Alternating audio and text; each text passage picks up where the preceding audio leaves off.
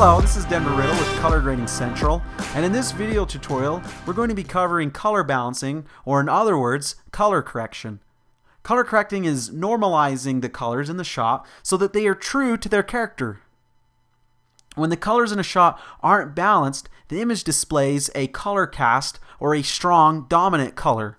This could be due to a variety of reasons, stemming from the camera not being white balanced properly to the correct color temperature, or even an unexpected hue reflecting off of an object in the scene. The color tab of the color board will allow us to fix these problems. So let's look at the three images that we're going to be color balancing. The first two you see here are unbalanced as a result of the camera not being set to the correct white balance. We have one with a cool color cast, which was likely due to the camera being balanced to tungsten when actually it should have been balanced to daylight. The second one has a subtle warm color cast, though it's likely that the white balance was only slightly off by a few Kelvin. Nonetheless, it's a little bit warmer than what we want it to be. In the last example, the camera was actually white balanced properly, but we're getting this foreign green cast as a result of the light actually reflecting off the green foliage in the scene. Now, just like with setting correct exposure on the set, life happens and we can't always anticipate these things.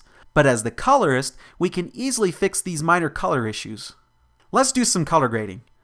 Let's first start with the cool image.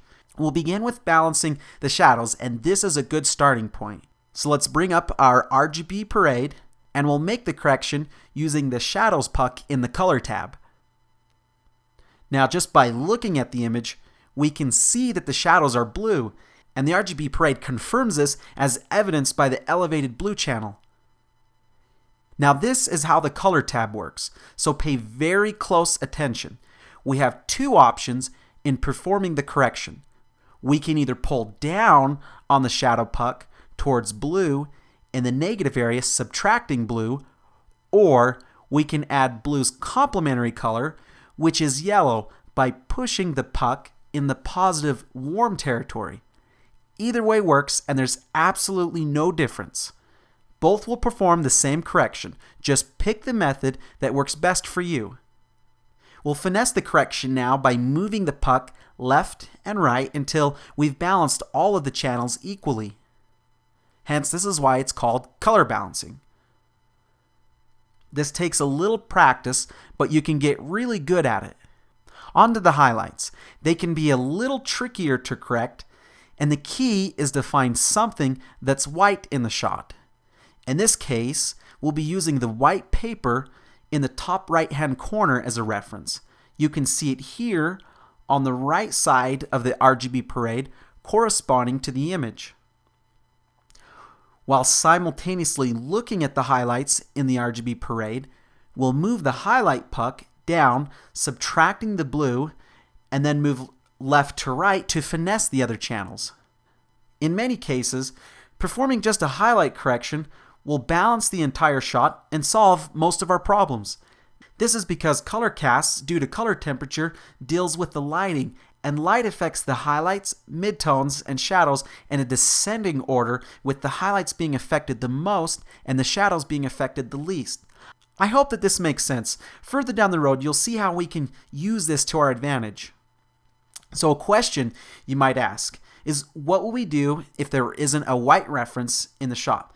That's a really good question, and what you can do is to scrub around the other shots in the scene until you have a white reference.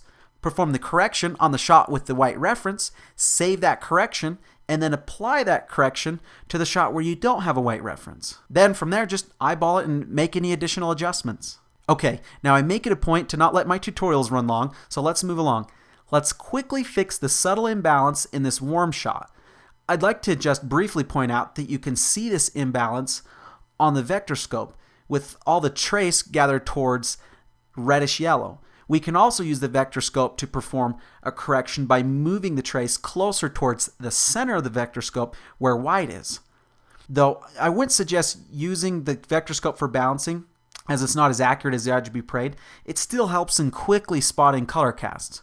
In this warm shot, it makes most sense to me to push the complementary color of yellow which is blue, into the positive territory. So I'll push the highlights, and I'll do a subtle adjustment on the midtones to make sure that my skin tones look good. But there will be more on that in later tutorials. Now on to our last shot. Remember, this is the shot with the green cast coming from the green foliage. We'll make this correction with just the highlight puck. It seems most intuitive to me at this point, since green is the color we need to get rid of. I'm going to pull down on the green, thus subtracting the green and warming the skin tones back up. And that's it. So simple. Well, I hope that you've enjoyed this tutorial. Color balancing for me is the funnest part about doing technical grading. If you have any questions, please post them in the comments and I'll be happy to answer them. Thank you for watching.